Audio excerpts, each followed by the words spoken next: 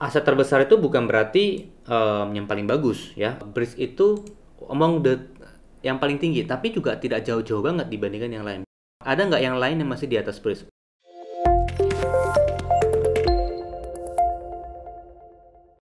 Halo, kembali lagi dengan gue Felix dari Midas.id. Hari ini kita mau bahas soal saham BRIS atau Bank Syariah Indonesia. Nah, seberapa menarik prospeknya, langsung aja kita ke video ini. Oke, karena banyak yang minta ya, lumayan banyak yang minta dari teman-teman yang request di YouTube, kita pengen coba bahas soal saham BRIS dan apakah saham BRIS ini merupakan sebuah investasi yang baik. Oke, kita akan pelajari soal bisnisnya, so langsung saja. Jadi saham BRIS ini cukup fenomenal ya. Tahun 2020 itu naik 3000% ya, dari ya seratusan kemudian jadi sekitar 4000 ya. Kemudian 2021 dia turun sampai sekarang sisa 1500. Jadi dari 4000-an turun ke 1500. Jadi udah turun sekitar 61%.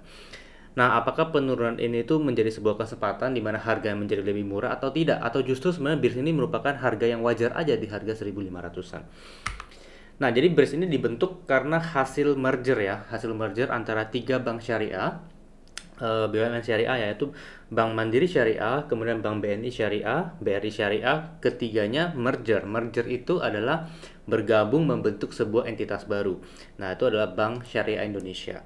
Lalu kepemilikan sahamnya, Bank Mandiri itu memiliki 50,83%, Bank BNI memiliki 24,85%, dan Bank BRI memiliki 17,25%, kemudian sisanya 7% sekian dimiliki oleh publik.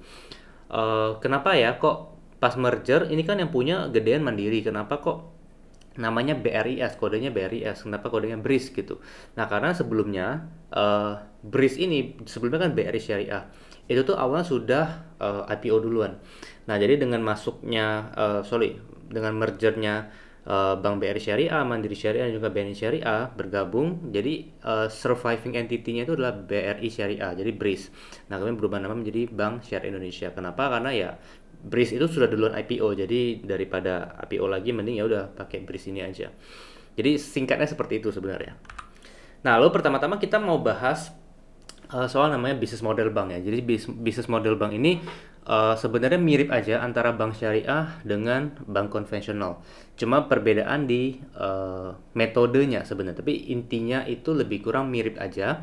Jadi bisnis model bank itu baik syariah maupun yang konvensional itu dia menghimpun dana dari masyarakat dalam bentuk tabungan ataupun deposito ya. Jadi manfaatnya apa bagi orang yang nabung di bank tersebut? Manfaatnya adalah bank akan membayarkan bunga tabungan dan deposito. Jadi bunga kalau misalnya di bank konvensional itu sifatnya adalah bunga, kalau misalnya di bank syariah itu sifatnya adalah bagi hasil. Jadi persentasenya itu biasanya setara, yang mirip-mirip dengan deposito ya. Persentase bagi hasil itu mirip-mirip.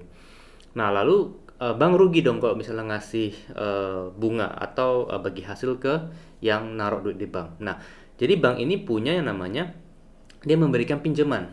Nah, dari pinjamannya itu diberikan kepada masyarakat, misalnya dalam bentuk KPR. Kita mau beli mobil, misalnya perlu kredit gitu, misalnya kita misalnya mau ngajuin kredit, kita agunkan kita punya rumah gitu untuk dapatkan kredit, yaitu kredit multiguna. Itu kredit seperti itu. Kemudian ada kredit, misalnya kredit UMKM, misalnya ada UMKM mau minjam duit buat modal usaha, ya itu ada yang seperti itu. Nah, jadi dengan bank menyalurkan kredit dengan metode seperti itu, bank menerima pendapatan. Nah, jadi kalau misalnya dia kasih bunga ke yang nabung, ya dia kasih bunga ke yang nabung itu sekitar let's say 4% atau 3% atau 5%, whatever angkanya. Yang dia berikan kepada yang didapatkan dari dia minjemin duit ke orang lain itu bisa mungkin 10%, 12%. Nah, jadi dari situlah selisihnya. Jadi selisihnya ini itu menjadi keuntungan bank, baik itu bank konvensional maupun bank syariah. Jadi kalau misalnya pinjaman, loan, itu di bank syariah mungkin bahasa Inggrisnya financing ya, bukan loan, tapi financing, pembiayaan. Gitu. Jadi bedanya seperti itu. Treatment secara umumnya lebih kurang seperti itu. Nah, lalu kita perlu melihat satu hal yang penting.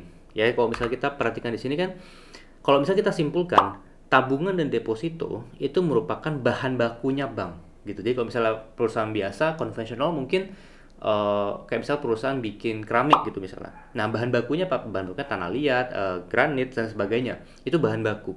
Nah, kalau misalnya bank, bahan bakunya itu apa? Bahan bakunya itu adalah tabungan dan deposito, atau tabungan dan deposito itu gabungan disebut dengan dana pihak ketiga atau DPK. That's why kita sekarang lihat komposisi DPK. Jadi komposisi dana pihak ketiga dari si BRIS ini. Nah, Bank Syariah Indonesia atau BRIS ini memiliki 118 triliun itu dana murah, 97 triliun itu dana mahal. Bedanya apa dana murah, dana mahal? Dana murah itu adalah KASA, current account, saving account. Simpelnya itu seperti tabungan biasa. Jadi kayak misalnya kamu punya rekening tabungan biasa di BRIS atau kamu punya di BCA. Nah, itu adalah tabungan biasa yang dana murah. Disebut murah karena biaya bunga yang bank bayarkan kepada Anda itu murah. Paling cuma sekitar 0, sekian persen atau 1% dan sekian. Nah, itu disebut dengan dana murah. Nah, kalau misalnya dana mahal itu deposito. Karena bank harus bayar sekitar 3,5% sampai 4% atau mungkin ada yang di atas itu gitu. Itu adalah dana mahal.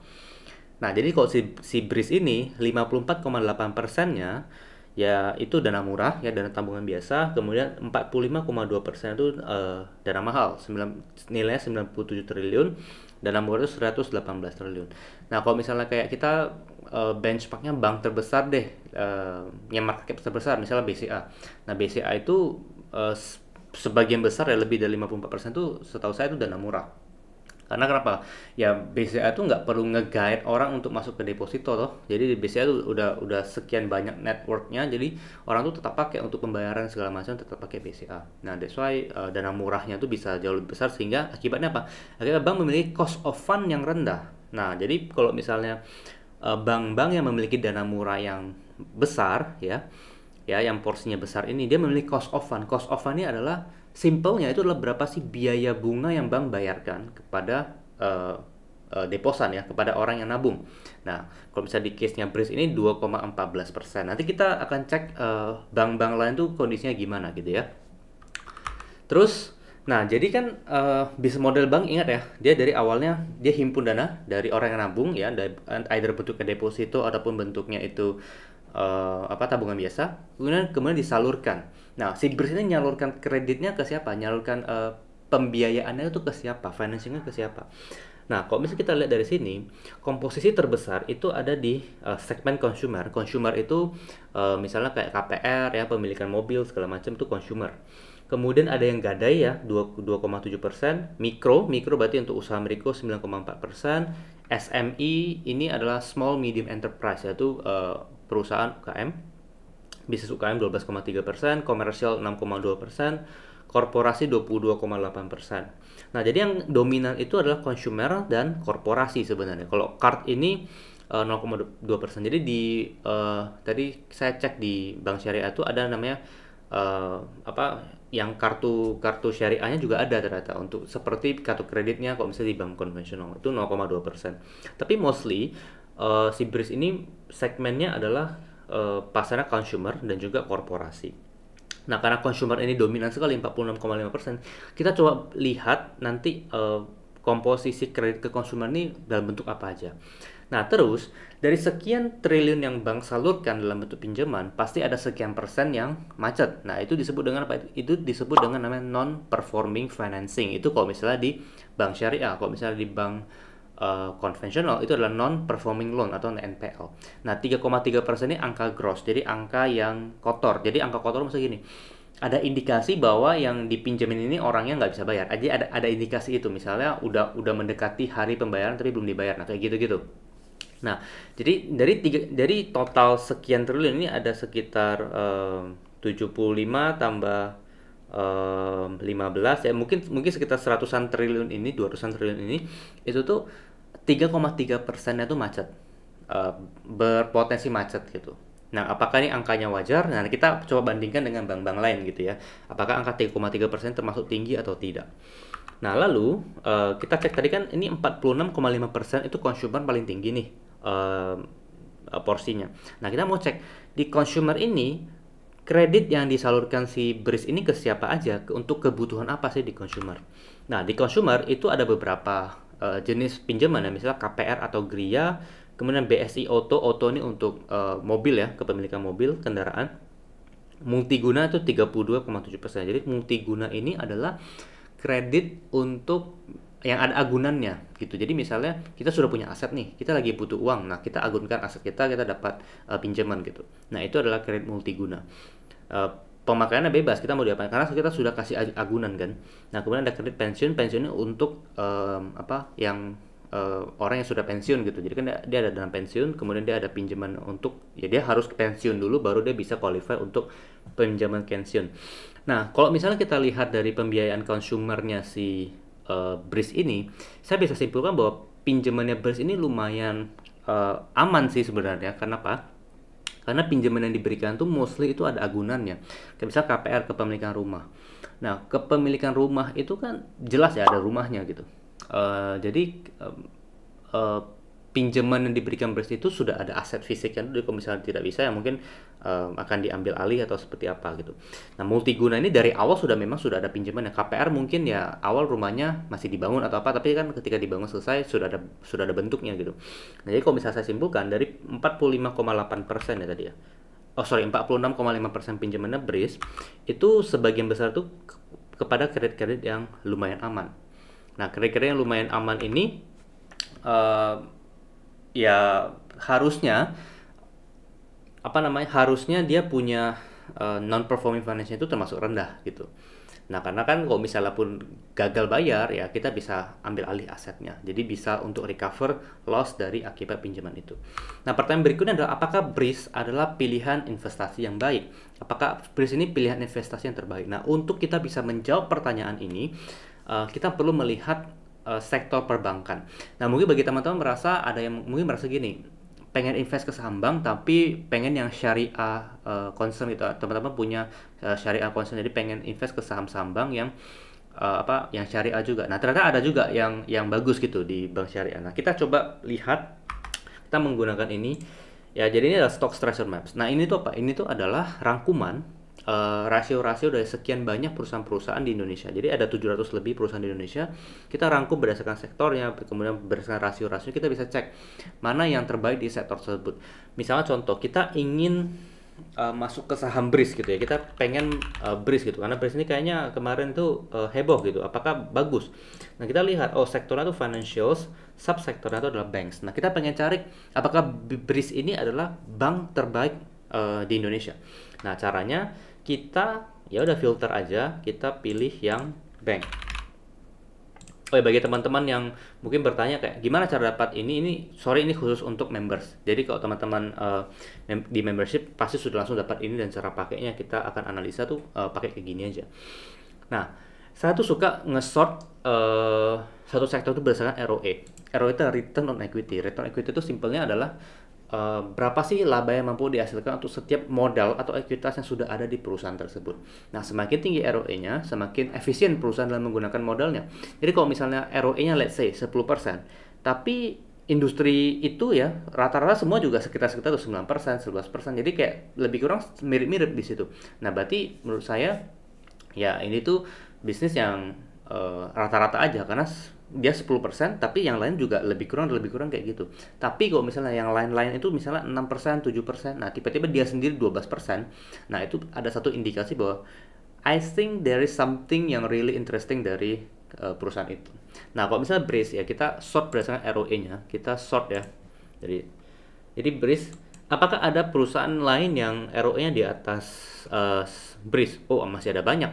Ya, masih ada banyak. Ini ada perusahaan-perusahaan yang masih ada ROE-nya di atas BRIS gitu.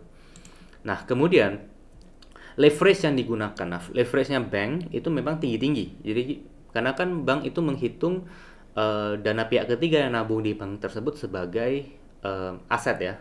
Sebagai liabilitas, sebagai hutang. Nah, jadi kalau misalnya si BRIS ini leverage-nya 10 kali. Nah, di atasnya masih ada perusahaan-perusahaan lain yang leverage-nya masih di bawah 10. Gitu. Jadi di atas itu masih ada perusahaan-perusahaan yang menghasilkan laba lebih besar dan juga menghasilkan menggunakan leverage atau hutang yang lebih rendah dibandingkan dengan BRIS sebenarnya. Gitu. Nah, marginnya si BRIS 15%, ada nggak yang lain yang masih di atas BRIS? Oh, masih ada banyak. Gitu. Nah, mungkin dari sekian banyak ini tuh nggak semuanya syariah. Ya, yang syariah itu cuma BTPS ya. Harusnya yang lain ini bukan syariah, tapi yang syariah itu cuma BTPS ini. BTPS itu adalah BTPN syariah. Nah, jadi kalau misalnya saya melihat ini, Breeze is not the best among the banks ya, di antara sekian banyak bank, Breeze itu bukan yang terbaik, masih ada yang lebih baik dari Breeze. Dan kalau misalnya kita bicara harga, ya bicara harga. Jadi kita lihat dari PE ratio sama PBV, Breeze ini PE ratio 27,4 kali. Nah, di atasnya masih banyak perusahaan-perusahaan bank yang sebenarnya secara harga juga tidak semahal Breeze gitu. Jadi ada perusahaan-perusahaan di atas Breeze yang masih lebih bagus dan di atasnya masih ada perusahaan-perusahaan yang masih lebih murah dibandingkan dengan Breeze. Nah, jadi menurut saya pribadi, mungkin Breeze is not the best investment. Karena di atasnya tuh masih ada yang lebih baik dan lebih murah. Nah, terus kita pengen coba lihat dulu secara industri apa yang tadi sini ya, kan yang di atas bridge ini ada BBTN, BBMD kita nggak masukin ya karena termasuk lumayan kecil ya banknya. Dan yang lain-lain di atasnya ya kita coba masukin. Jadi adalah BTPS, Mega, BJBR, BCA, BJTM, Bank Mandiri, BBTN dan juga BRIS. Nah, in terms of aset, memang sebenarnya BRIS ini lumayan gede asetnya. Tapi sekali lagi, aset terbesar itu bukan berarti yang paling bagus ya. Aset terbesar itu bukan berarti yang paling bagus karena kita pengen return dari aset itu. Jadi paham ya maksudnya ya. Jadi kayak berapa sih laba yang mampu dihasilkan terhadap aset itu, dan BRIS itu bukan yang terbaik. Nah, kalau misalnya kita lihat dari sini, ROE paling tinggi itu BTPS, kemudian ada Bank Mega, dan juga Bank Jabar, ya, ini saya gedein dulu. Ada Bank Jabar, BCA, dan seterusnya. Nah, lalu, kalau misalnya kita lihat dari cost of funds, ya, kita sort ya. Nah, cost of fund itu kan tadi ya, yang di sini ya, biaya dana yang bank bayarkan kepada deposannya.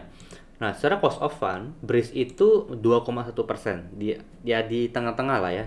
Di atasnya masih ada Bank Mandiri, BCA, dan juga BCTM yang dia punya cost of fund lebih rendah. Nah, kenapa Mandiri, BCA, dan BCTM bisa lebih rendah? Karena ya mereka memang digunakan, kayak Mandiri, BCA itu memang digunakan, masyarakat pada umumnya menggunakan bank itu untuk transaksi seperti biasa gitu. Jadi kayak untuk transaksi transfer dana, untuk pembayaran ini itu tuh pakai Mandiri, BCA. Nah, sedangkan BCTM itu menggunakan misalnya dana PNS di Jawa Timur itu ditransfernya menggunakan BCTM.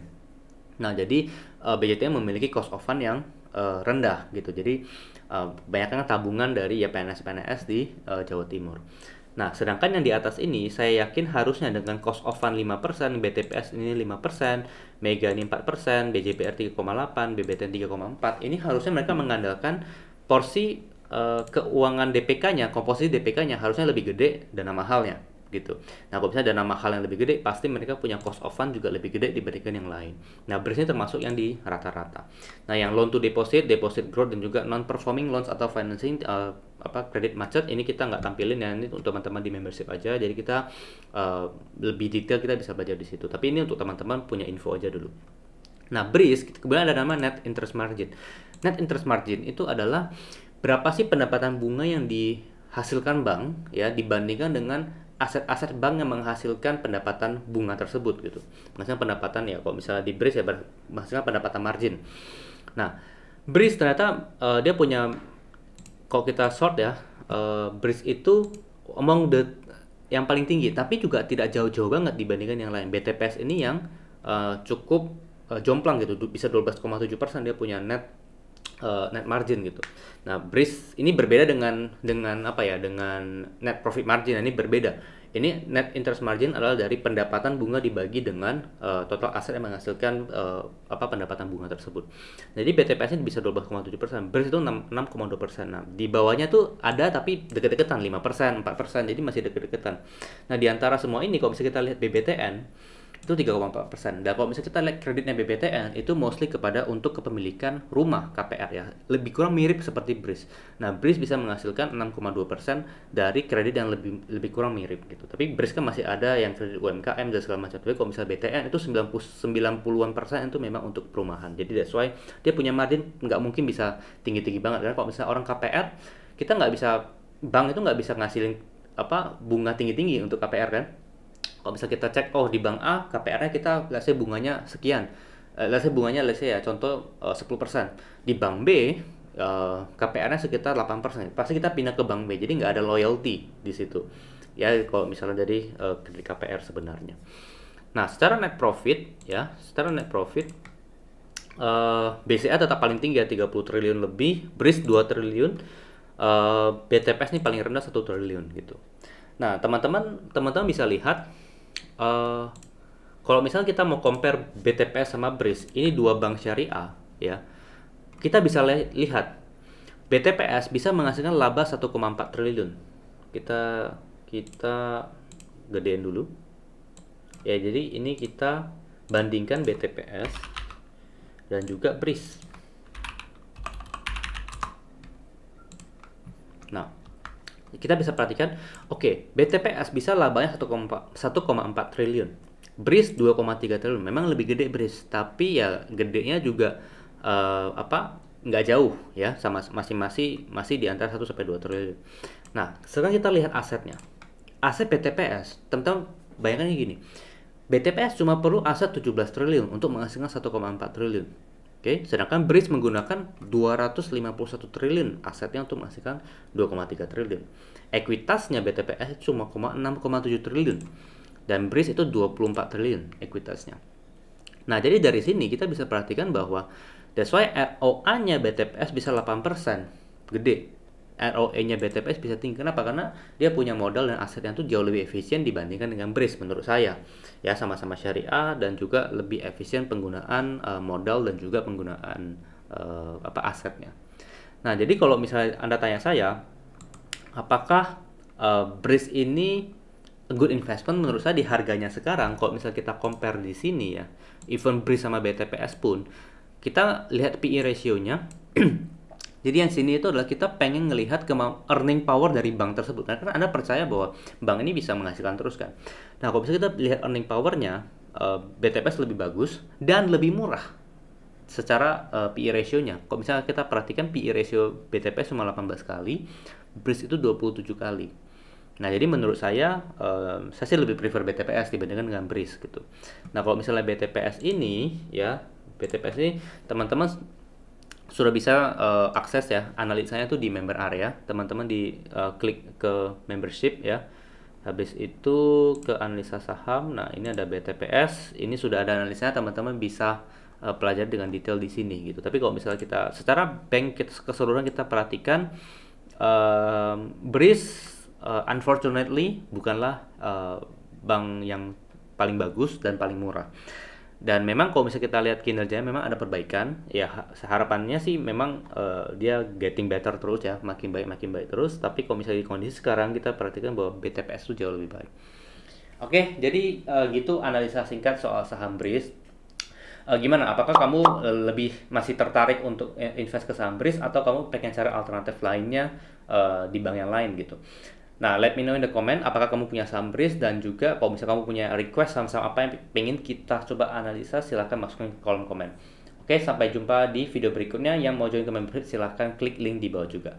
Bye-bye.